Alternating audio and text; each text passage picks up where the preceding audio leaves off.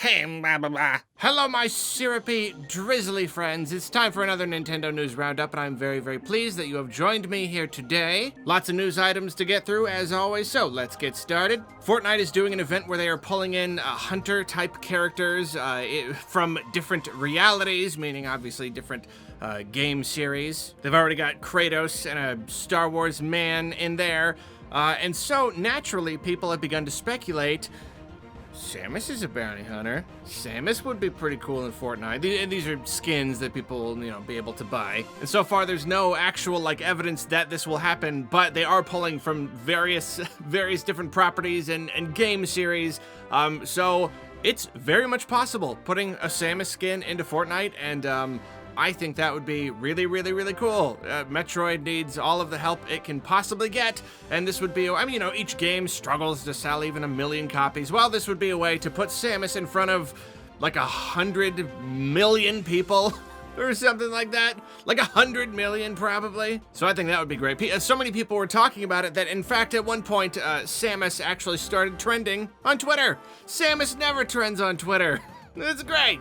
So I'm keeping my fingers crossed on that one because that would be super duper duper cool. It has been announced that Super Nintendo World in Japan will officially open in February 2021. At this point, as I've said in the past, I am skeptical of that happening.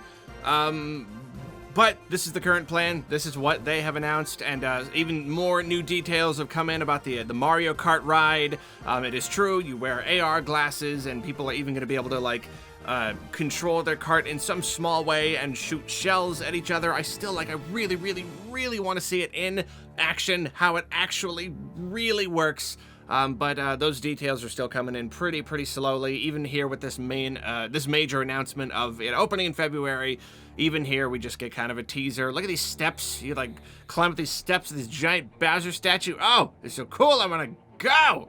So I don't know, here's hoping that things do kind of start going back to normal and people can go to Super Nintendo World in February. I don't know, guess we'll wait and see. The Switch has received its latest firmware update, and this is actually a pretty big one. There's kind of a lot of features here. It added a Nintendo Switch Online logo to the home screen, which apparently a lot of people are kind of upset about because it doesn't really, it doesn't fit with the other logos because the other ones are just the color scheme with the red, and it doesn't really fit. I don't know, I guess I probably never even would have noticed, but I get it. I understand. But for new features, there's one where save data in the cloud is automatically downloaded, so that's pretty cool. On the user page, now there's a trending feature where you can kind of see what is being played by your friends popularly. That's actually really, really smart. I think that's a genuinely smart idea there, because I'll go to my friends list and I'll look and see what everyone's playing, and I like it when a new game comes out and they're all playing the same thing. But now you can actually see this could bring games to people's attention that they hadn't even considered before, because it's oh, what are my friends playing? They're playing this thing. I don't know. It's great. That's one of those. That's a good one there. People can now transfer screenshots and videos to their smart devices. That's another very good one. I have personally wanted to have some screenshots and use them in other places. It's less useful for me, for use in videos, just because it's 720p. If it was 1080p, it'd be a lot better. But this is still very, very cool, especially for people who just want to easily save their memories and whatnot. Oh man, there's lots of good stuff in here. Okay, so now, when you're downloading multiple games, you can choose priority lists. You can choose which to prioritize, which is, again, great. This is something that's come up for me a number of times. I've had to cancel everything except for one because I needed that to download first, so that's very, very cool. They added some more user icons, though it seems to just be more Mario anniversary stuff, which is a little disappointing. I feel like they've really slowed down with the icons. Was hoping for some Pikmin 3 stuff. I don't know, lots of games could still use the representation, but I don't know, it's pretty cool. You got a sunshine one in there, it's neat. And a while ago, they introduced the new button mapping feature, but now you can name and save preset button mappings, which is, again, very, very cool. Lots of great stuff, but I will be that guy and say, folders. Where's the folders? So there's a lot of different features people want on Switch. For me, it's mainly just the folders. I just want the folders. I want a folder where I can put the games that I've already played and one to put the games I want to play. Anyway, maybe next time. Here's a weird thing though. People recently noticed that their Switch profiles were sharing information with Google Analytics. Basically, at least in the US, you were automatically opted in. I'm not super privy on this whole thing. I don't even exactly know why why this happens or in what way or what it does. But basically, you can opt out from letting your Switch and your Switch profile share data with Google Analytics. If you have any smart device or PC or anything that's already happening, so I probably don't care. I'm not gonna turn it off. They have everything that I do everywhere anyway. But if that's a concern to you, then you can go and you can opt out, at least here in the US. So Nintendo has started doing this Nintendo Monthly Rewind on Twitter, where they just kind of like run through the stuff that happened in the month and, you know, the games that were announced and released and all that stuff. It is kind of funny. They always use the word roundup. They always say, oh, it's a roundup of the news. Oh, I wonder where they got that. It's a very common word. I did not make it up. The only real reason I bring it up is because in the most recent one, there was a typo. In the video itself, at one point, they misspelled Nintendo, of all things, and they actually ended up taking it down and redoing it and re-uploading it later, which is kind of funny. I mean, like, I'd almost just keep the typo and make a follow-up tweet or something about it, but no, they wanted that quality in their rewind, so they changed it. So a while back, data miners discovered some info in Age of Calamity, basically revealing potential, pretty much revealing the entire roster within the game. But apparently they found a bunch of voice clips from characters that are not playable, but these voice clips do suggest that they will be playable, which then in turn suggests that the game could end up getting some DLC, which lets you play as these characters. Just like last time, I'm not spoiling it. I didn't even read the article. I just kind of like got the gist of it, but I don't actually want to know what characters may or may not be characters. I haven't even finished the game yet. I'm really close to the end, but I'm still not sure. But yeah, if you're interested in knowing what we might end up getting as DLC, I don't know if there's going to be a DLC campaign or maybe just the characters to buy. I don't know, but it might happen. In other Zelda news, a Twitter user by the name of Dopley has actually, as kind of a practice, trying to teach himself game development using Game Maker, he's remade the Zelda CDI games. You know, those ones that we pull all of the memes from with all the crazy animation, Link, the Faces of Evil, and Zelda, the Wand of Gamelon. He's remade them, and he actually used the original assets to kind of remake, but also reimagine and kind of modernize a little bit. I'm actually like kind of interested. I always kind of wanted to try them, but I knew they would be like too like old and archaic and frustrating. But if they've been modernized a bit, I'm a little bit interested. Some stuff is straight remade, some is kind of reimagined. So that's fun. That's the real remaster we've all been gunning for. Nintendo, hope you're paying attention. And in the same vein, one Eric Buchholz, I don't know how to pronounce that, has created a Zelda Christmas album.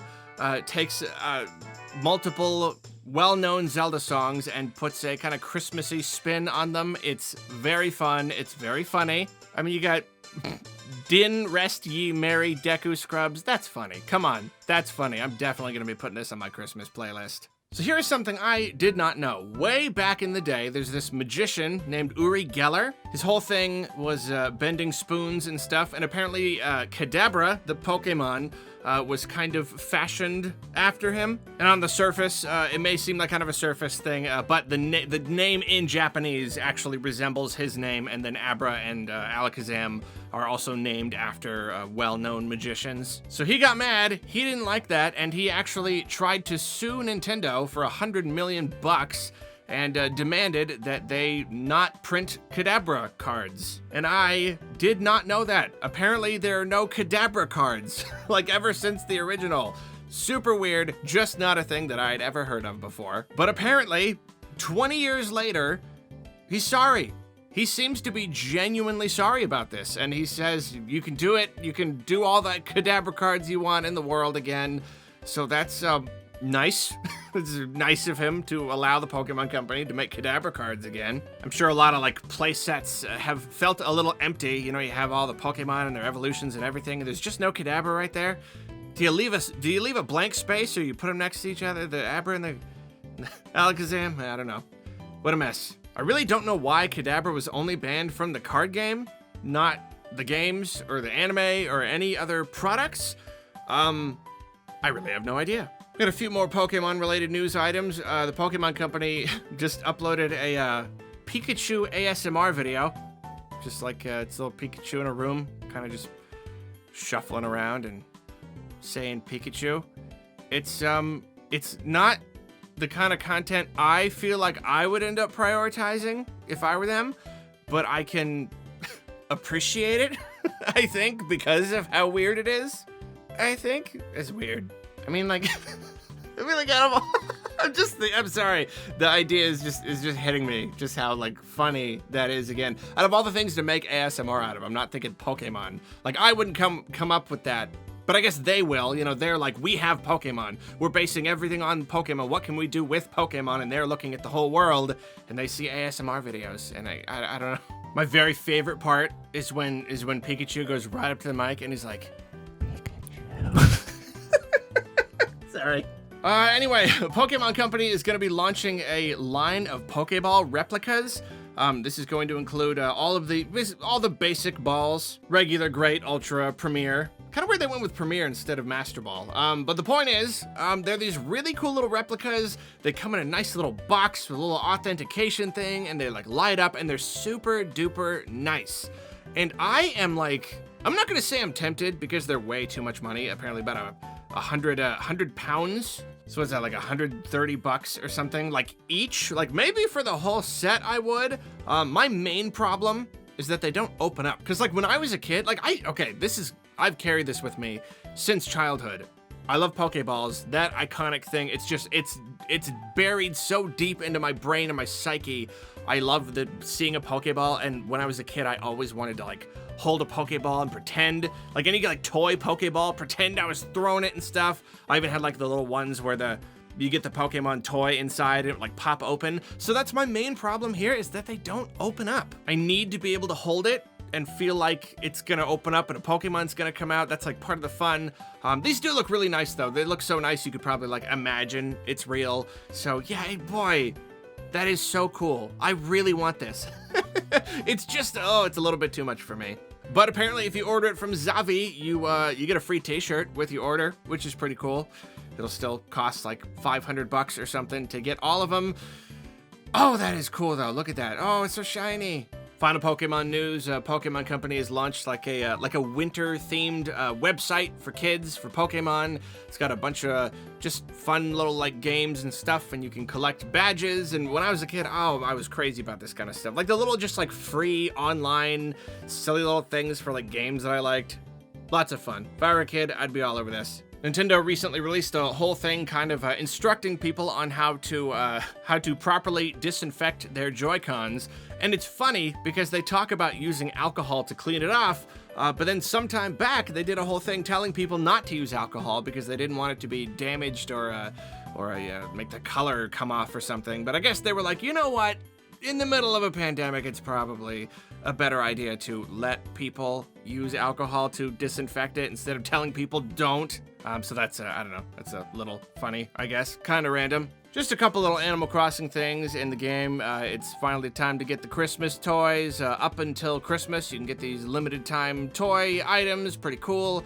And also the Nook Link app has been updated. Now you can view your entire catalog on your smart device, which is pretty cool. It's probably pretty convenient for certain situations, I guess. Nintendo has gotten yet another very big celebrity to do a Switch ad. This time, Serena Williams, tennis star. So that's a thing. That's pretty cool. And finally, some people are finding that the Fire Emblem localization of the first game that's coming over. It's the limited thing and the anniversary thing.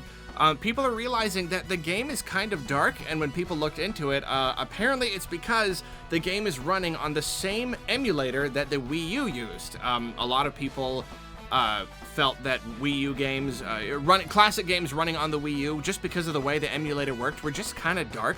And it's funny because I didn't really realize this until way later, but they were totally right. I remember just being like, why is my Mario 64 seem so dark and dim and kind of dingy? Kind of lame. Kind of disappointing, actually, in retrospect. But apparently this Fire Emblem thing, it's the same thing. And it's confusing because, I mean, like, you're emulating an NES game here. Like, there's a lot of I mean, it's kind of like with the whole Mario, like, 3D All-Stars thing. It's like, these games are so old, people are doing so much with emulation and enhancing them, and it's like, really? Like, why? Why did you have to give us the Wii U version that's just kind of dark? It's confusing. I don't know. I know some people who were really, really looking forward to this, so I don't know. It's lame, I guess, is all I have to say about it. It's an NES game. Whatever. Moving on. Oh, that's actually it for the Nintendo news. Final thing I'm going to say, a few years ago, you might remember me at the beginning of a video mentioning my friend Kaz Baldwin. He is the guy who runs Hidden in the Sand, which is a fan site for the band Tally Hall, which is like my favorite band in the whole entire world. And he's like the one, I mean, like, we've all got some kind of thing that we love, and it's not very big. And he's like one of those guys that's just like keeping the fire alive, you know, who's just like lifelong fan. Like he's the one always leading the charge for Tally Hall stuff. And a few years ago, I advertised that he needs a new heart. Basically, he's got a heart condition. He was raising money to try to get a new heart, and since then he's had other medical stuff, and he basically still needs a new heart. So here I am, telling you this. Please, if you can, again, make it my Christmas present from you to me. Go to his GoFundMe and help him, because he's just got these mounting medical issues, and he needs a brand new heart, and it's been years, and he's having a really hard time getting one. So if you can give anything, please, please, please go do so. He's a super cool guy, and I really want to see him get his new heart. Well, that is it for the Nintendo News Roundup. I am very happy that you came to join me today. I already said that at the beginning, but it is still true. Please have a good day. I love you. Goodbye.